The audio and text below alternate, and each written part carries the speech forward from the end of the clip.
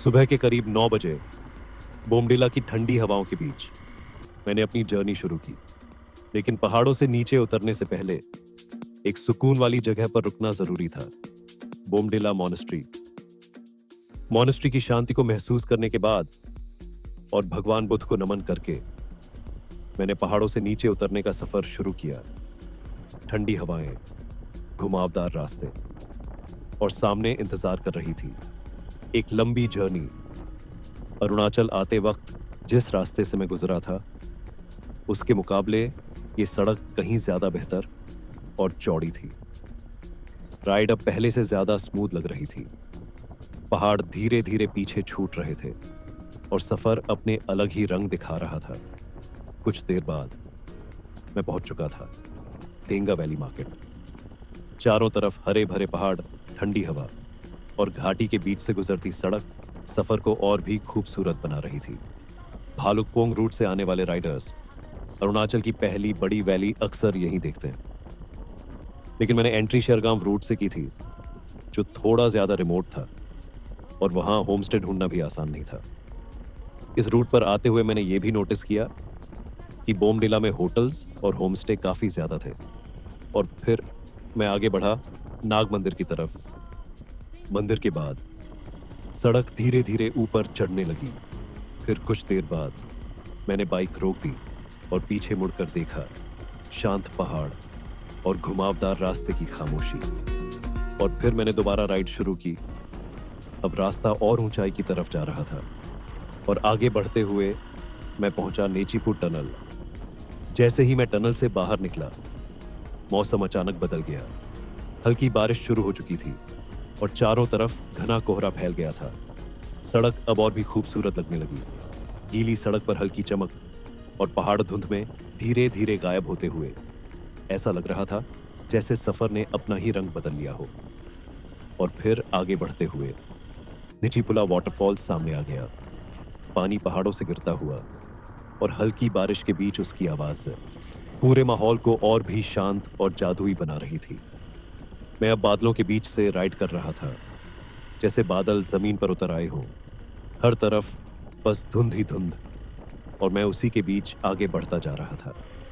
धीरे धीरे सड़क अब नीचे की ओर उतरने लगी। पहाड़ पीछे छूटते जा रहे थे और सफर एक नए मोड़ पर आ रहा था।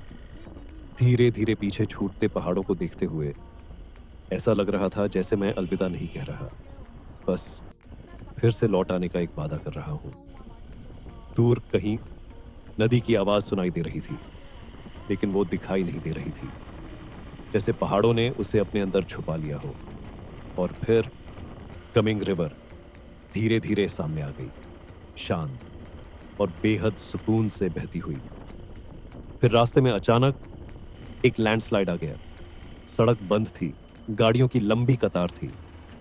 काफी देर तक इंतजार के बाद धीरे धीरे रास्ता हमारे लिए खोल दिया गया।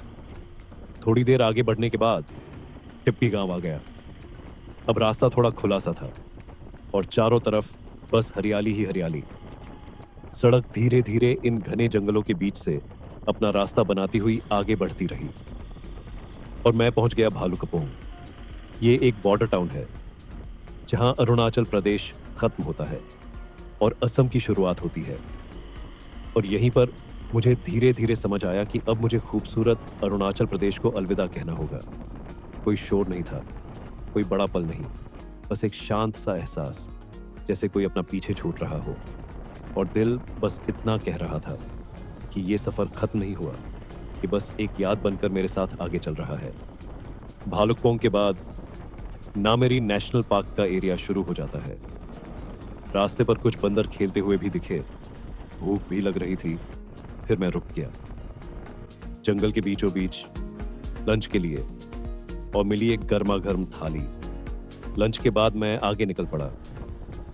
जैकेट मैं काफी पहले ही उतार चुका था। मौसम अब गर्म हो चुका था और मैं तेजपुर की तरफ बढ़ रहा था। अब रास्ता बदल चुका था। छोटे रास्तों से निकलकर एक चौड़े हाईवे में तेजपुर के बाद सामने आया ब्रह्मपुत्र ब्रिज। ब्रिज पर रुकना अलाउड नहीं था, लेकिन मैं खुद को रोक नहीं पाया।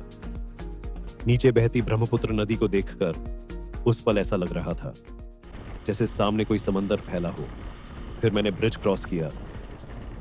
अंदर से एक हल्की सी सुकून भरी फीलिंग थी, और जैसे ही मैं हाईवे पर जुड़ा, अचानक नजर पड़ी। सड़क पर एक हाथी चल रहा था, बाकी गाड़ियों के बीच बिल्कुल शांति से। मैं मन ही मन मुस्कुराया। सच में ऐसा नजारा बस भारत में ही देखने को मिलता है। सूरज धीरे धीरे ढल रहा था। उसकी आखिरी किरणें मेरे चेहरे पर पड़ रही थी, और वो एहसास जिसे शब्दों में कहना मुश्किल है। शाम के करीब 5 बज चुके थे। मैं नागांव पहुंच चुका था। कुछ ही पल पहले मैं पहाड़ों के बीच था, और अब एक शहर के बीच खड़ा था। मैं खुद हैरान था कि जिंदगी कैसे कुछ ही पलों में बदल जाती है।